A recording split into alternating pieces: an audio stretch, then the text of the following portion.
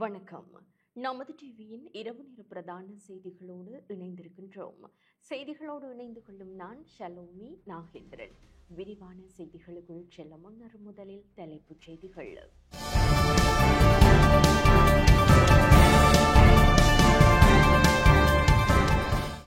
GSP plus தொடர்பில் சாதகமான பரிசீலனை. காஷ்மீர் பயங்கரவாத தாக்குதலை கண்டித்து கொழும்பில் ஆர்ப்பாட்டம். தேர்தலுக்கு பின் சில முன்னாள் அமைச்சர்கள் கைதாக வாய்ப்பு.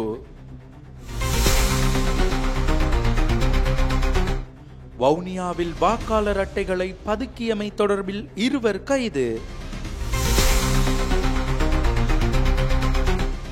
தேர்தலை முன்னிட்டு அனைத்து பல்கலைக்கழகங்களுக்கும் விடுமுறை. 17 மாவட்டங்களுக்கு கடும் மின்னல் எச்சரிக்கை. இந்தியா பாகிஸ்தான் விவகாரத்தில் அமெரிக்கா தலையீடு. தொடர்பான உள்நாட்டு செய்திகள். ஜிஎஸ்பி பிளஸ் தொடர்பில் சாதகமாக பரிசீலிக்கப்படும் என ஐரோப்பிய ஒன்றியத்தின் தெற்காசிய பிரிவின் தலைவர் தெரிவித்துள்ளார். ஜிஎஸ்பி பிளஸ் மீளாய்வை சாதகமாக பார்ப்பதாக ஐரோப்பிய ஒன்றியத்தின் தெற்காசிய பிரிவின் தலைவர் சார்லஸ் வைட்லி தெரிவித்துள்ளார். இலங்கைக்கு விஜயம் செய்துள்ள ஐரோப்பிய ஒன்றிய பிரதிநிதிகளுக்கும் ஜனாதிபதி அனுரகுமார திசாநாயக்கவிற்கும் இடையில் இன்று ஜனாதிபதி செயலகத்தில் நடைபெற்ற கலந்துரையாடலின் போது சார்லஸ் வைட்லி இவ்வாறு தெரிவித்தார். ஐரோப்பிய ஒன்றியத்திற்கும் இலங்கைக்கும் இடையிலான நீண்டகால நட்புறவு பல வணிக சாதனைகளை அடைய உதவியுள்ளது என்றும் மேலும் வணிக சாதனைகளை அடைவதில் இலங்கைக்கு ஆதரவளிக்க தயாராக இருப்பதாகவும் சார்லஸ் வைட்லி கூறியுள்ளார். ஐரோப்பிய ஒன்றியத்தின் ஜிஎஸ்பி பிளஸ் சலுகைகள் இலங்கை தரப்படுத்தப்பட்ட மற்றும் தரமான பொருட்களை வழங்குவதற்கு மேலும் ஊக்கமளிக்கும் என எதிர்பார்க்கப்படுவதாக ஐரோப்பிய ஒன்றியத்தின் தெற்காசிய தலைவர் சார்லஸ் வைட்லி தெரிவித்துள்ளார். ஐரோப்பிய ஒன்றியத்தின் ஜிஎஸ்பி பிளஸ் வரிச் சலுகையை வழங்குவதில் கருத்தில் கொள்ளப்படும் அளவுகோல்கள் தற்போதைய அரசாங்கத்தின் கொள்கைகளுடன் ஒத்துப்போவதாகவும் அவர் குறிப்பிட்டார். ஜிஎஸ்பி பிளஸ் வரிச் சலுகை அல்லது பொதுவான விருப்பத் தேர்வு முறை தொடர்பான 27 சர்வதேச ஒப்பந்தங்களை செயல்படுத்துவதில் இலங்கை அடைந்துள்ள முன்னேற்றம் தொடர்பிலும் இன்றைய கூட்டத்தின் போது மதிப்பாய்வு செய்யப்பட்டது. இலங்கையின் பொருளாதார வீழ்ச்சியின் போது ஐரோப்பிய ஒன்றியம் வழங்கிய உதவிகளுக்கு இதன்போது ஜனாதிபதி நன்றி தெரிவித்துள்ளார். ஐரோப்பிய ஒன்றியத்தின் ஜிஎஸ்பி பிளஸ் சலுகை இலங்கையின் ஏற்றுமதி துறைக்கு சாதகமான சூழலை உருவாக்கியுள்ளதுடன் பொருளாதார வளர்ச்சிக்கும் பங்களித்துள்ளதாக ஜனாதிபதி சுட்டிக்காட்டியுள்ளார். இலங்கையின் பொருளாதார வீழ்ச்சிக்கு அரசியல் அமைப்பும் அன்றைய ஆட்சியாளர்களின் வீண் செலவும் ஊழலும் தான் காரணம் என கூறிய ஜனாதிபதி நாடு சரியான நிர்வாகத்தை கொண்ட நாடாக மாற்றப்பட்டு வருவதாகவும் இதற்கு சிறிது காலம் தேவை எனவும் கூறியுள்ளார். முழு குடிமக்களின் எதிர்பார்ப்புகளும் தற்போதைய அரசாங்கத்தின் மீது வைக்கப்பட்டுள்ளதாக தெரிவித்த ஜனாதிபதி வடக்கில் தமிழ் மக்களும் கிழக்கில் முஸ்லிம் மக்களும் தெற்கில் சிங்கள மக்களும் இந்த முறை தற்போதைய அரசாங்கத்தை அமைப்பதற்கு பங்களித்ததை நினைவு கூர்ந்தார். மக்களுக்கு அளித்த வாக்குறுதிகளை நிறைவேற்றுவதற்கான தனது பொறுப்புகளை முறையாக நிறைவேற்றுவதாகவும் ஜனாதிபதி இதன்போது சுட்டிக்காட்டியுள்ளார். கிளீன் ஸ்ரீலங்கா திட்டத்தின் கீழ் 1000 ஏக்கர் வன தோட்டத்தை ஸ்தாபிக்க தீர்மானிக்கப்பட்டுள்ளது. பொது தனியார் மக்கள் கூட்டாண்மை என்ற 4P கருத்தின்படி செயல்படுத்தப்பட்ட முன்மொழியப்பட்ட ஒரு பெரிய அளவிலான திட்டமாக கிளீன் ஸ்ரீலங்கா செயற்பாட்டில் இது திட்டமிடப்பட்டுள்ளது. இந்த திட்டம் தொடர்பான முதற்கட்ட கலந்துரையாடல் ஜனாதிபதி செயலகத்தில் இன்று நடைபெற்றது. திட்டம் தொடர்பான தொழில்நுட்ப சிக்கல்களுக்கான தீர்வு மற்றும் நிலத்தை விடுவிப்பதற்கு தேவையான அடிப்படை சிக்கல்கள் குறித்து இதன்போது கலந்துரையாடப்பட்டது.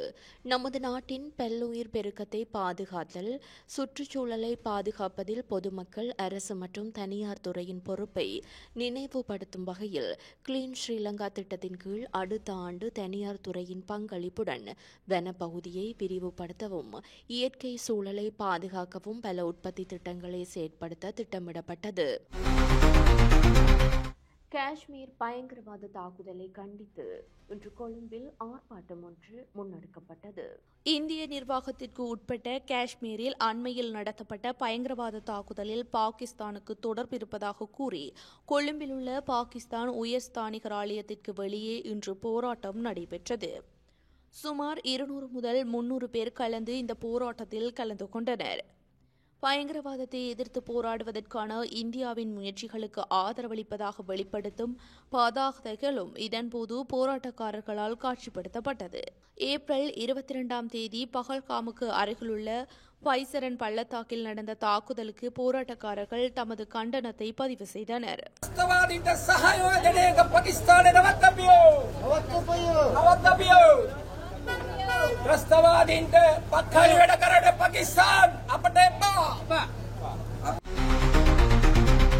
தேர்தலுக்கு பின் சில முன்னாள் அமைச்சர்கள் கைது செய்யப்படலாம் என பிரதி அமைச்சர் முனாஃபர் தெரிவித்துள்ளார். எதிர்வரும் உள்ளூராட்சி மன்ற தேர்தல் நிறைவடைந்த பின்னர் மேலும் சில முன்னாள் அமைச்சர்கள் கைது செய்யப்படுவதற்கான வாய்ப்புகள் உள்ளதாக தேசிய ஒருமைப்பாட்டு பிரதி அமைச்சர் முனீர் முல்லாஃபர் தெரிவித்துள்ளார். மன்னார் உப்புக்குளம் பகுதியில் நேற்று நடைபெற்ற பிரச்சார கூட்டம் ஒன்றில் கலந்து கொண்டு அவர் இதனை குறிப்பிட்டுள்ளார். நாட்டில் தற்போது ஊழல் அரசியலுடன் வன்முறை அரசியலும் இல்லாமலாக்கப்பட்டுள்ளதாக அவர் இதன்போது மேலும் குறிப்பிட்டார். வவுனியாவில் வாக்காளர் அட்டைகள் பதுக்கப்பட்டமை தொடர்பில் 2 கைது செய்யப்பட்டு விளக்கமறியலில் வைக்கப்பட்டுள்ளனர். வவுனியா பூந்தோட்டம் பகுதியில் உள்ள வியாபார நிலையம் ஒன்றில் ஒரு தொகை வாக்காளர் அட்டைகள் மீட்கப்பட்டுள்ளன. சம்பவம் தொடர்பில் ஆளுங்கட்சி வேட்பாளர் ஒருவரின் சகோதரனும் தபால் ஊழியர் ஒருவரும் கைது செய்யப்பட்டுள்ளனர். பூந்தோட்டம் பகுதியில் உள்ள பலசரக்கு வியாபார நிலையம் ஒன்றில் உள்ளூராட்சி மன்ற தேர்தலுக்குரிய வாக்காளர் அட்டைகள் பதுக்கப்பட்டிருப்பதாக தேர்தல் திணைக்களத்திற்கு முறைப்பாடு வழங்கப்பட்டுள்ளது. சம்பவ இடத்திற்கு சென்ற அதிகாரிகள் மற்றும் போலீசார் விசாரணைகளை முன்னெடுத்ததுடன் அங்கிருந்து ஒரு தொகை வாக்காளர் அட்டைகளை மீட்டுள்ளனர். அவற்றை உடைமையில் வைத்திருந்த குற்றத்திற்காக வியாபார நிலையத்தின் உரிமையாளர் கைது செய்யப்பட்டுள்ளதுடன் அந்த பகுதிக்குரிய தபால் ஊழியரும் கைது செய்யப்பட்டுள்ளார். கைது செய்யப்பட்ட வியாபார நிலைய உரிமையாளரின் சகோதரன் தேசிய மக்கள் சக்தியின் வவுனியா மாநகர சபைக்காக போட்டியிடும் வேட்பாளர் என்பது குறிப்பிடத்தக்கது. அவர்கள் நீதிமன்றத்தில் முன்னிலைப்படுத்தப்பட்டு விளக்கமறியலில் வைக்கப்பட்டுள்ளனர். தேர்தலை முன்னிட்டு அனைத்து பல்கலைக்கழகங்களுக்கும் விடுமுறை வழங்கப்பட்டுள்ளது. உள்ளூராட்சி மன்ற தேர்தலை முன்னிட்டு நாட்டில் உள்ள அனைத்து பல்கலைக்கழகங்களிலும் கல்வி கற்கும் அனைத்து மாணவர்களுக்கும் 3 நாட்கள் விடுமுறை அறிவிக்கப்பட்டுள்ளது. எதிர்வரும் 5, 6, 7ஆம் தேதிகளில் அனைத்து பல்கலைக்கழகங்கள் வளாகங்கள் மற்றும் நிர்வாகங்களில் பயிலும் இளமானி மற்றும் பட்ட மேற்கல்வி மாணவர்களுக்கு உள்ளூராட்சி மன்ற தேர்தலை முன்னிட்டு விடுமுறை வழங்குவதற்கு தீர்மானிக்கப்பட்டுள்ளதாக பல்கலைக்கழக மானியங்கள் ஆணைக்குழுவின் தலைவர் பேராசிரியர் கபில செனவிரத்தின தெரிவித்துள்ளார்.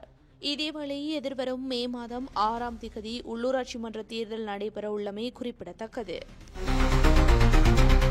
இலங்கைக்கான சுவிஸ் தூதுவரின் வைர நகைகள் திருடப்பட்டமை தொடர்பில் விசாரணைகள் ஆரம்பிக்கப்பட்டுள்ளன. இலங்கைக்கான சுவிஸ் தூதுவரின் உத்தியோகபூர்வ இல்லத்தில் பெட்டகத்தில் வைக்கப்பட்டிருந்த சுமார் 4.5 மில்லியன் ரூபாய் பெறுமதியான இரத்தின கற்கள் பதிக்கப்பட்ட நகைகள் திருடப்பட்டுள்ளன. தங்க மோதிரங்கள், கழுத்து மாலைகள் மற்றும் பதக்கங்கள் உள்ளிட்ட ஆபரணங்கள் திருடப்பட்டுள்ளதாக போலீசார் தெரிவித்தனர். சுவிட்சர்லாந்திற்கான இலங்கை தூதுவர் கடந்த 12ஆம் தேதி சுவிட்சர்லாந்துக்கு புறப்பட்டு 27ஆம் தேதி இலங்கைக்கு திரும்பியுள்ளார். இந்த காலகட்டத்தில் 5 ஊழியர்கள் பணியில் இருந்ததாக சுவிஸ் தூதுவர் போலீஸ் நிலையத்தில் தெரிவித்துள்ளார். அதற்கமைய குறித்த ஊழியர்களிடம் போலீசார் வாக்குமூலங்களை பதிவு செய்துள்ளனர். சம்பவம் தொடர்பில் கொள்ளுப்பட்டி போலீசார் மேலதிக விசாரணைகளை மேற்கொண்டு வருகின்றனர். சில மதுபான சாலைகள் நாளைய தினம் மூடப்பட உள்ளன. மேதின கூட்டங்கள் நடைபெறும் பிரதேச செயலாளர் பகுதிகளில் உள்ள மதுபான சாலைகளை நாளை மூடுமாறு மதுவரி திணைக்களம் அறிவித்துள்ளது. எனினும் குறித்த பகுதிகளில் உள்ள சுற்றுலா அபிவிருத்தி அதிகார சபையின் அனுமதியின் கீழ் காணப்படும் உணவகங்களுக்கு இந்த அறிவித்தல் பொருந்தாது என தெரிவிக்கப்பட்டுள்ளது. 17 மாவட்டங்களுக்கு கடுமையான மின்னல் எச்சரிக்கை விடுக்கப்பட்டுள்ளது. கிழக்கு, ஊவா, மத்திய, வடமத்திய மற்றும் சப்ரஹமுவ மாகாணங்களிலும், குருநாகல், வவுனியா, முல்லைத்தீவு மற்றும் கிளிநொச்சி மாவட்டங்களிலும் கடுமையான மின்னல் தாக்கம் ஏற்படுவதற்கான எச்சரிக்கையை வளிமண்டலவியல் திணைக்களம் விடுத்துள்ளது. இந்த எச்சரிக்கை இன்று இரவு 11 மணி வரை அமுலில் இருக்கும் என திணைக்களம் குறிப்பிட்டுள்ளது. மின்னல் தாக்கத்தினால் ஏற்படும் சேதங்களை குறைப்பதற்கு தேவையான முன்னெச்சரிக்கை நடவடிக்கைகளை எடுக்குமாறு பொதுமக்களுக்கு அறிவுறுத்தப்பட்டுள்ளது. அக்கரப்பத்தனை டயகம வீதியை புனரமைத்து தருமாறு கோரி மக்கள் போராட்டத்தில் ஈடுபட்டனர். அக்கரப்பத்தனையிலிருந்து டயகம வரையிலான 3 கிலோமீட்டர் தூர வீதியை புனரமைத்து தருமாறு கோரி அப்பகுதி மக்கள் இன்று ஆர்ப்பாட்டத்தில் ஈடுபட்டனர். அக்கரப்பத்தனையிலிருந்து டயகம வரையிலான 3 கிலோமீட்டர் தூரமுள்ள வீதியில் பயணிக்கும் தனியார் பேருந்து உரிமையாளர்கள், சாரதிகள், நடத்துனர்கள் மற்றும் அப்பகுதியைச் சேர்ந்த மக்கள் இணைந்து குறித்த ஆர்ப்பாட்டத்தை முன்னெடுத்திருந்தனர். குறித்த வீதி குன்றும் குழியுமாக காணப்படுவதாகவும், குறித்த வீதியில் வாகன போக்குவரத்திற்கு கடும் இடையூறு ஏற்பட்டுள்ளதாகவும் ஆர்ப்பாட்டக்காரர்கள் தெரிவித்தனர். இதுல ஒரு முக்கியமான விஷயம் என்னன்னா, இப்ப டயகம பிரதேச பொறுத்தளவு வெளிநாட்டு சுற்றுலா பயணிகள் அதிகமா வர ஆரம்பிச்சிட்டாங்க. அவங்க கடந்த மாசம் கூட ஒரு சுற்றுலா பயணி கீழே விழுந்து உடுப்பெல்லாம் மண்ணு. இப்போ அவருக்கான சுற்றுலா பயணிக்கு வருமானம் மட்டும் நமக்கு வருது. அவங்களுக்கு சிறந்த ஒரு பாதை ஒன்றும் இல்லாதனால அவங்க பாதிய சிரமத்துக்கு உள்ளாகுறாங்க. கண்டிப்பா அந்த ரோட்டு செஞ்சு ஆகணும். முன்னைய பொறுத்தளவு இப்போ சுற்றுலா பயணிகள் அதிகமாக வர இடம்னா டயகம பிரதேசம் தான். இதை தலையிட்டு கவனிப்பா அந்த ரோட்டை செஞ்சுட்டாங்க. எல்லாத்தையும் கேட்டுக்கொள்கிறேன். தொடர்வது சர்வதேச செய்தி.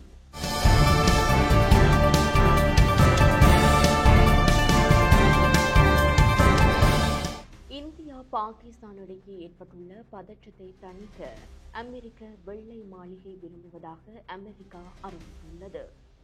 26 பேர் உயிரிழந்த பகல்காம் பயங்கரவாத தாக்குதலுக்கு பிறகு இந்தியா பாகிஸ்தான் இடையே பதற்றமான சூழல் நிலவுகிறது.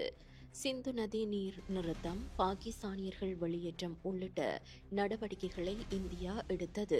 சிம்லா ஒப்பந்தம் ரத்து, இந்திய விமானங்களுக்கு பாகிஸ்தான் வான்பரப்பு மூடல் உள்ளிட்ட நடவடிக்கைகளை பாகிஸ்தான் அரசு எடுத்தது.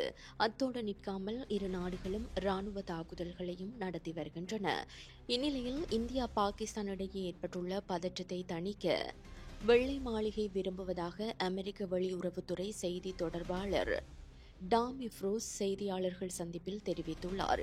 இதன்போது பேசிய அவர், இந்தியா மற்றும் பாகிஸ்தான் வெளியுறவுத்துறை அமைச்சர்களுடன் அமெரிக்காவின் வெளியுறவு அமைச்சர் மார்க்கோ ரூபியோ இன்று அல்லது நாளை பேச்சுவார்த்தையில் ஈடுபட உள்ளதாக குறிப்பிட்டுள்ளார். இதேவேளை பயங்கரவாதிகளுக்கு பதிலடி கொடுக்க முப்படைகளுக்கு பிரதமர் மோடி முழு சுதந்திரம் கொடுத்துள்ளதாக அறிவித்துள்ள நிலையில் மேலும் பதற்றத்தை அதிகரித்துள்ளது. தொடர்வது விளையாட்டுச் செய்தி.